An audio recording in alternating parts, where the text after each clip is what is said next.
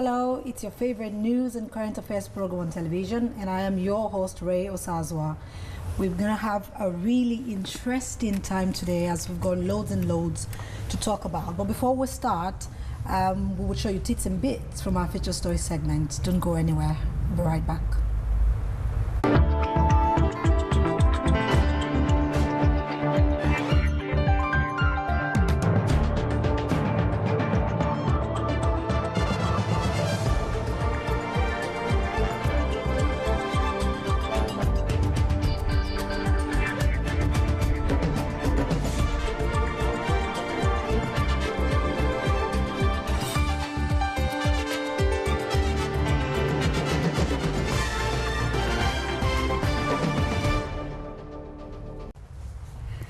In the studio to discuss with me today some, or better still, better put, all of the interesting things we have to talk about is Justina.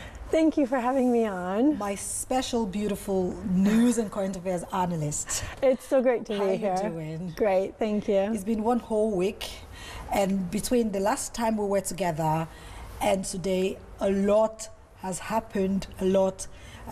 Especially here in the UK, changed. Now we're going to start with elections. I'm tired of talking about elections now, but we must, because last Thursday, which was the eve of the election, we did say we're looking forward to what the outcome would be. So without any further ado, just now we have so much news to deal with today, but the election results, they were a complete surprise. Nobody expected the Conservatives to win the majority, and all indication were that it will be another, coalition government. What, in your opinion, would you say contributed to this massive win by the Conservatives?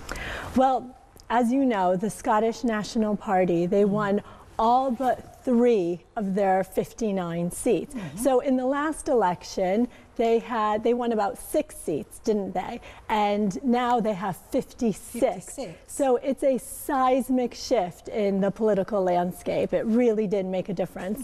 And the Liberal Democrats, they had a disastrous election. I totally agree. They had the worst result they could have expected. I mean, they're basically no longer a party. Because they actually won nothing. No, it was, and as you've seen, Nick Clegg resigned, and that was just the writing on the wall was obviously there. I mean, as you said, nobody expected David Cameron to win the majority. I don't even think he expected to win. That much. Yeah, they had predicted, and they were hoping to get about 280 seats, and they won 331. Way above, what was required. And then Labour seats, they won 232. But of course, subsequently, Miliband did have to resign, and UKIP only won 1 seat. So Nigel Farage obviously then also resigned. But it's hard to come back.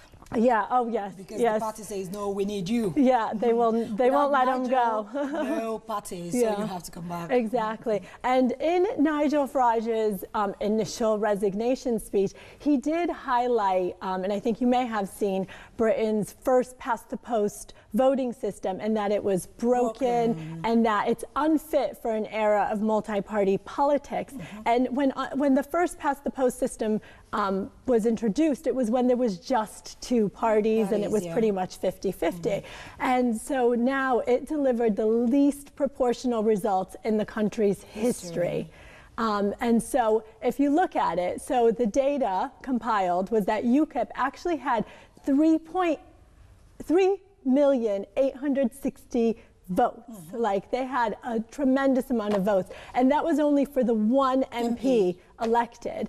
And that's compared to an average of 26,000 votes for every Scottish National Party MP, 34,000 for every Conservative, 40,000 for every Labour, and almost 300,000, about 299,000 for Liberal Democrats. So I predict that there's just definitely going to be some changes in the way that this happens in our next election in the next 5 years. There has to be, really.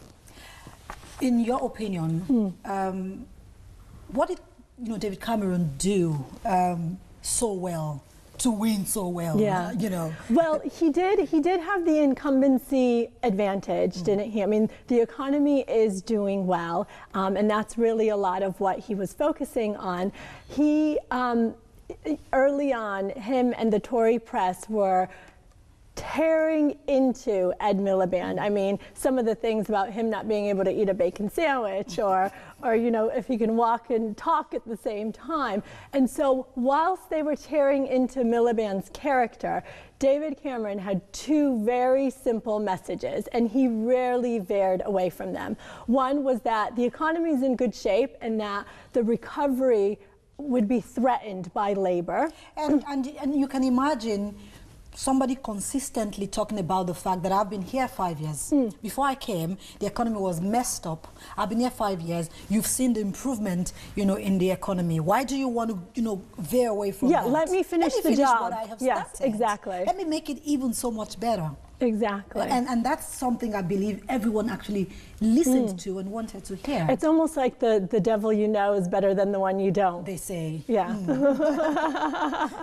And then he also said that the Scottish National Party would hold Labour-led government to ransom. So just sticking to those two very simple messages, he didn't veer away, and that really, helped him. Obviously, because he won 331 seats.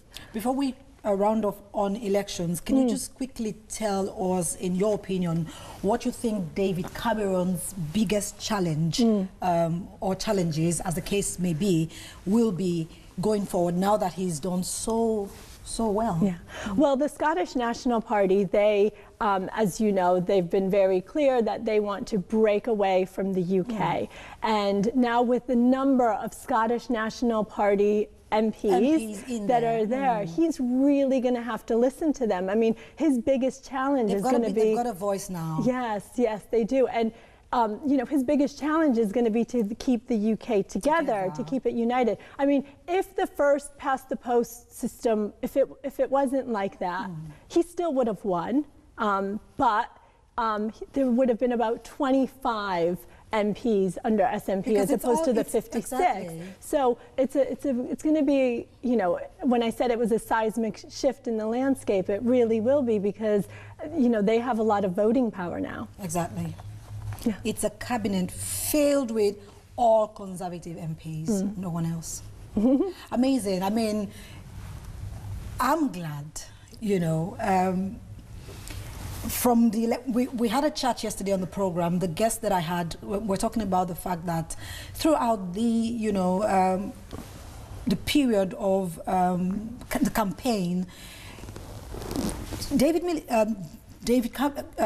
Cameron was very passionate, about what the party stood for and what they wanted to do, So we're hoping that everything he said he will do, he's let us know that NHS will thrive. We should be sure that our children will have a very stable educational system. We're looking forward to all of this things improving, NHS thriving. We don't want to go queuing to see, you want to see a doctor, you're queuing forever. So we're hoping that all of these will be implemented during the next 5 years. Well, and the good thing in that it not being a coalition government is that, the buck stops with the Conservatives. They could no longer blame the Lib Dems for things not going through. So if things go wrong, it is solely, the Conservatives' fault, not somebody trying to make excuses to say it's because of the coalition. Yeah, exactly. Thank you. Quickly, we would move on to something a bit more pressing. Now, we're looking at migrants fleeing across the Mediterranean Sea.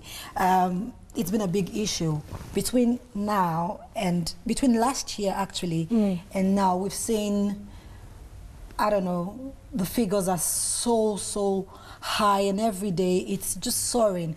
Today you hear 395 people died, you know, in the sea. Tomorrow 954. The next day, you know, it's just happening over and over again. Before we start to talk about that, we're going to show you a short, you know, 90 seconds clip that actually tells the story of migrants who daily are fleeing from their various nations, you know, to come to Europe. When we come back, we'll talk about how the UK, what the UK stand is on this particular matter. Let's watch this clip.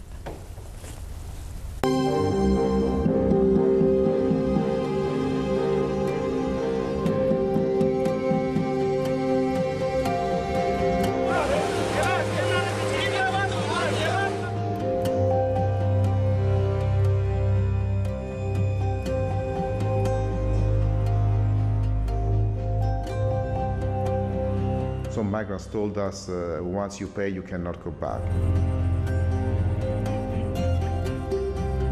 They slap you. Even you want to go to urine, sometimes they refuse. They only put you in the boat and leave you there. It's now left to you.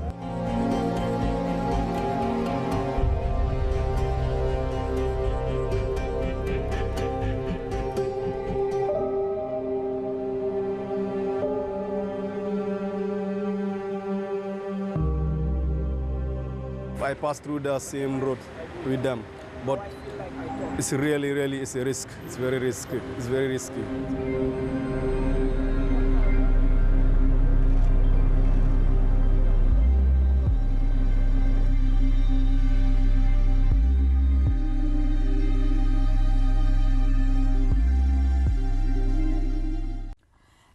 Justina, you know, data shows that the Mediterranean migrants' death toll has risen 30 times higher than it was last year. Now, more than 1,750 migrants have perished in the Mediterranean Sea since the start of this year only. And that information is from the International Organization for Migration. Now, my question is, why the sudden surge? These people are saying how on a daily basis it's unsafe to travel on this boat, you know, yet they're willing to die.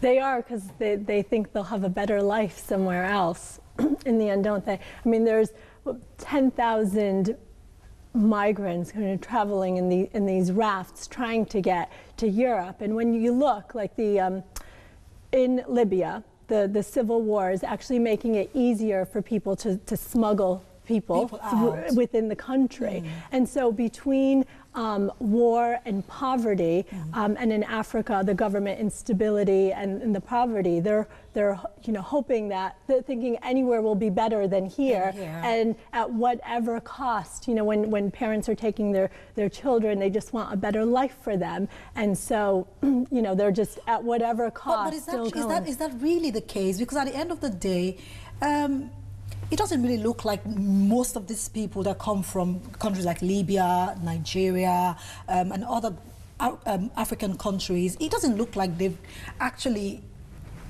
living a better life when they get here. Because, for example, take the UK as a country.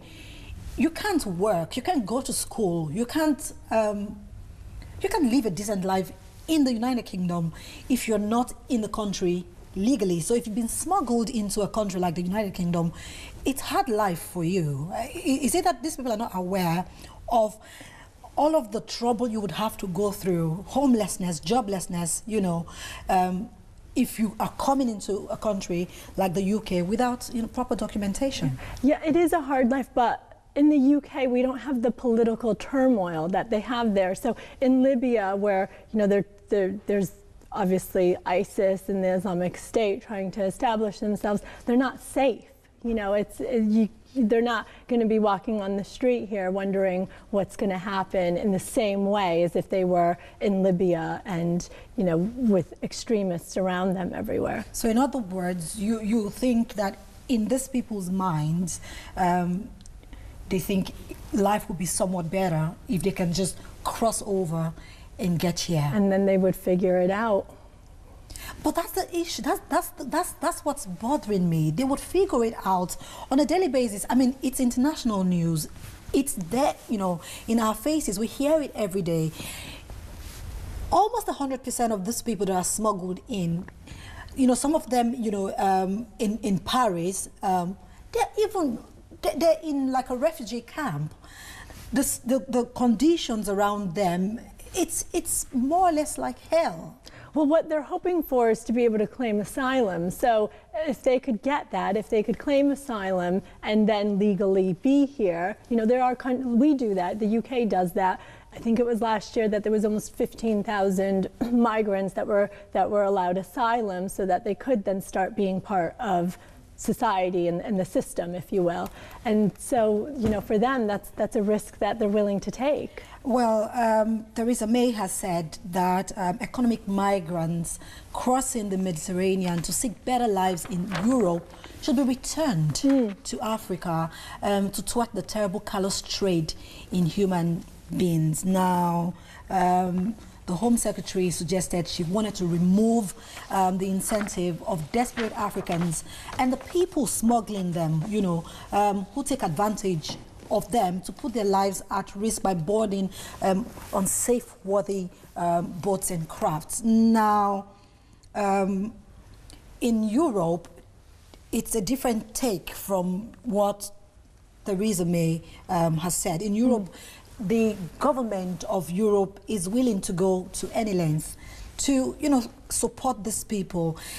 So on the one hand, that looks like a really kind gesture, but also Theresa May made a lot of sense when she said it comes across like encouraging the people who are still back in Africa to come. If every time a group of people come in this unsafe boat, half of them dying, others being rescued, you allow them come every time, it gives hope to the people at home back in Africa to want to, you know, do the same. Meanwhile, it is not a safe journey to take in the first place. Yeah, and Theresa May, she had made a comment that she does not support the EU sort of guidance in terms of spreading out the migrants throughout the EU, because what she's saying is, yes, it'll encourage people, but it'll also make human trafficking harder to control, because then people will have these open borders to get to. And there is a difference that she wants to make between people that are fleeing persecution and people that just want a better life. And, you know, everybody wants a better life. It's only human nature. And so what she wants to do is, you know, really just grant asylum for those that are fleeing persecution. Yeah. Okay, I don't know if we've got time to, you know, see the clip. We'll just skip that and quickly move on to our next story. We're going to show the clips of Theresa May, but I think we're running out of time. So quickly, we'll take our next one. And it says, latest Nepal quake leaves area like graveyard. Now, terrified residents who are too scared to return to their homes as Nepal reels from a second deadly earthquake is in less than 3 weeks. Just under 3 weeks ago, we saw the first one, which was really terrible. Devastating. And just 2 days ago, yet another earthquake. The latest quake killed scores of people and sent panicked families into the streets just 17 days since the devastating 7.8 magnitude tremor, which killed more than 8,000 people and injured almost 20,000. We've got a short clip to show you of, you know, what's actually going on in Nepal right now. What actually touched me about the clip we're about to watch is the fact that tons and tons of people injured, they are in a hospital, but instead of being inside the hospital, they would rather be camped outside the hospital. In parking lots. Because they're terrified. You know, they would rather be somewhere where if, for whatever reason, the ground starts to shake, even in their injured state, they're able to, you know, run and not have buildings and, you know, houses falling on top of them. It's really, really hard, you know, to see that this is the life that people have to daily, you know, it's that's the life that they have. Well, that fear that they're living with, like day in, day out. It is terrible. We would watch that clip, and when we come back, we'll talk a bit more about the Nepal earthquakes. Vivek Tamang is a frightened 10-year-old. With his mother at his side, he sits at this makeshift ward with just tarpaulin for cover. This is the car park of Kathmandu's orthopedic hospital. 152 patients are here, in hospital beds outside. Not because the hospital is damaged, it isn't.